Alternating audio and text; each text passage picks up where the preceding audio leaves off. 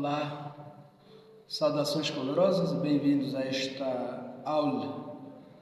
Hoje vamos, com a ajuda da nossa querida amiga Bruna Muniz de Camargo, apresentar uma breve interpretação do mito da caverna de Platão. Platão, como sabemos, foi um discípulo do filósofo Sócrates, um grego que proporcionava grande nível de humildade.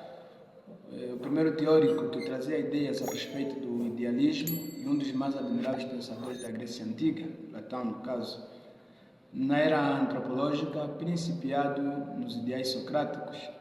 Platão se sobressaía por ter demasiado ou disseminado a teoria idealista e, ademais, por ter escrito grande parte das escrituras avaliadas na atualidade a respeito de Sócrates. O mesmo registrou sobre múltiplas temáticas, como a afeição, a honestidade, entre outros. Dentre esses tópicos destaca-se o seu renomado livro A República, com a história ficcional, Alegoria da Caverna de Platão. Portanto, podemos exatamente também entender esta alegoria no filme, que faz alusão a esta alegoria, com o título O Show de Truman, de 1998. Portanto, podemos exatamente nos esclarecer a partir deste filme. O mito da caverna de Platão se encontra no 7º livro, em A República.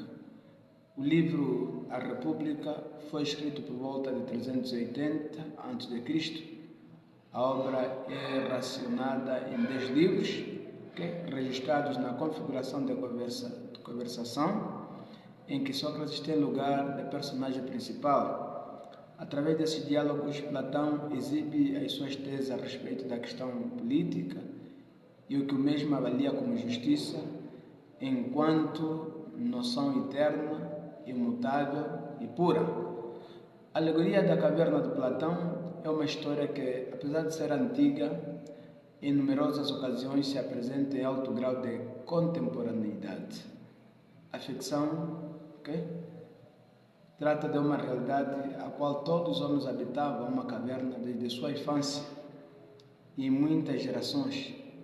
Nesse local, os mesmos não obtinham a capacidade de movimentação, uma vez que tinham sido acorrentados, tinham correntes que os mantinham imobilizados. Esses indivíduos ficavam virados de costas para a entrada da gruta e havia uma parede onde existia uma exígua fogueira acesa que projetava as sombras daqueles que passavam de frente à entrada da gruta. Essas sombras projetavam a imagem de fora da caverna, ou seja, homens transportando objetos. Todavia, como havia a parede, eles só tinham acesso às sombras que essas coisas faziam. Essas sombras eram compreendidas pelos prisioneiros como todas as coisas, ou seja, tudo o que existe no mundo. Certa vez, um dos prisioneiros conseguiu se libertar das correntes que aprisionavam e, com muitos empecilhos, buscou sair do local, visto que ali existia uma fogueira que, embora fosse pequena, fazia muito mal, já que os olhos do tal nunca tinham entrado em contato com a luz e com isso foram agredidos. Esse aprisionado quis tomar desistência e voltar ao conforto da caverna que ele já tinha costume. Entretanto, obteve uma bela visão do mundo fora da gruta, apresentando respeito aos colegas que permaneceram no local.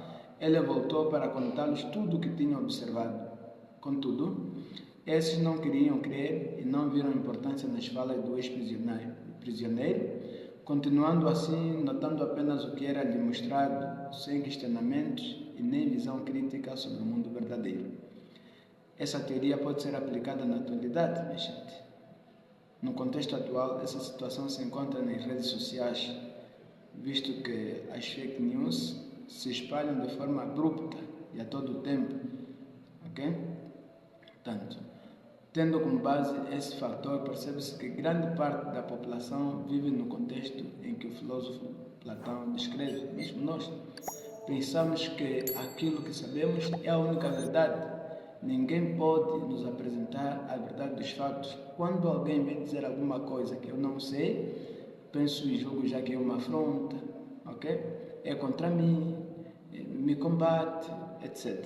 Portanto, fazendo analogia com tal narrativa, a sociedade se porta como as pessoas que estavam presas na caverna, de modo que, se alguém de fora aparece para contá-las a verdade, as mesmas preferem acreditar nas mentiras e, consequentemente, continuam a propagar a mentira uns com os outros, assim como na obra.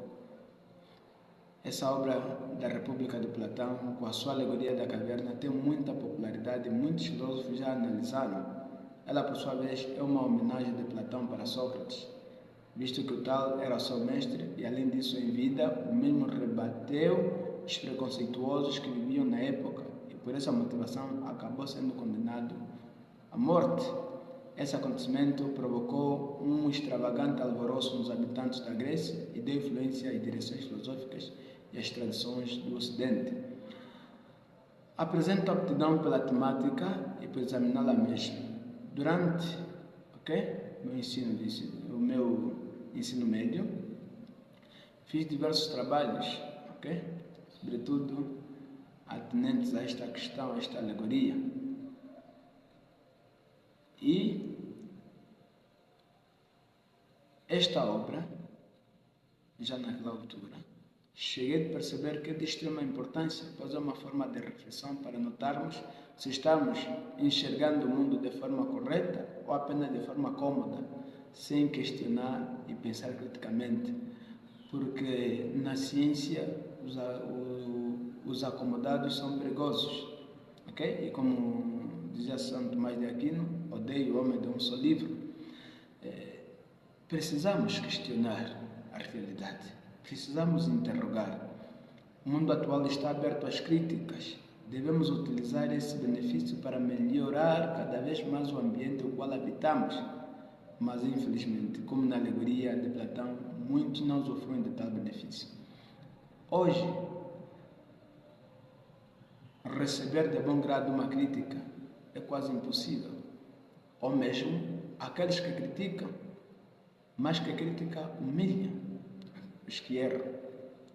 Enfim, quando alguém faz o mal e eu não vou diretamente a esta pessoa, comento com terceiros, isso já não é ciência. Portanto, precisamos nos munir de conhecimentos verdadeiros e sinceros, sobretudo de coragem intelectual, para exatamente podermos apresentar as nossas críticas sábias e lógicas, porque algumas críticas são muito ilógicas, ok? E assim mesmo, quem critica deve ter o senso de caridade e quem criticar deve ter o senso de humildade, ok? Nós não sabemos tudo, não somos tudo. Agora precisas te perguntar, o que sabes é a verdade? Se te aparecesse uma verdade do que julgas ser verdade de hoje. Portanto, as sombras da caverna representam os aspectos, tudo o que é mentiroso ou que são falsificações do que é verdadeiro no planeta das aparências, o qual a população está habituada a existir. Dessa forma, seguindo a exemplificação do ex-prisioneiro, a sociedade deve afrontar seus costumes e tradições cotidianas e se desprender das correntes buscando a verdade. A fuga da gruta simula a complexa missão daquele que desfaz das crendices e procura a informação. Essa ação deve ser reproduzida por cada um de nós. Há pessoas que não pesquisam, há pessoas que não investigam, há pessoas que o diploma de uma licenciatura ou de uma formação média, lhes encerra exatamente a busca do conhecimento. Termina-se um ciclo acadêmico, nunca se termina com a capacidade de conhecimento. O diploma só marca o fim de uma etapa acadêmica e não o fim de uma vida que investiga ou de uma vida investigativa. Por isso, precisamos exatamente buscar a verdade, Não podemos dizer, eu nasci assim, eu sou assim, sob um perfil muito negativo que os outros nos apontam. Não, minha gente. Os outros devem servir de espelhos para avaliar exatamente as nossas más atitudes e as nossas boas atitudes. Sejamos humildes, aprendamos também com os outros. É bom sair um bocadinho da caverna, da gruta, em que algumas tradições familiares nos fecharam, nos acorrentaram, para nos abrirmos ao senso racional, ao senso da ciência, ao senso da busca da verdade. Porque, como diz Francis Bacon, saber é poder. Quem sabe pode. Os que têm poder sem ciência, invejam e perseguem. Obrigado. Até a próxima aula.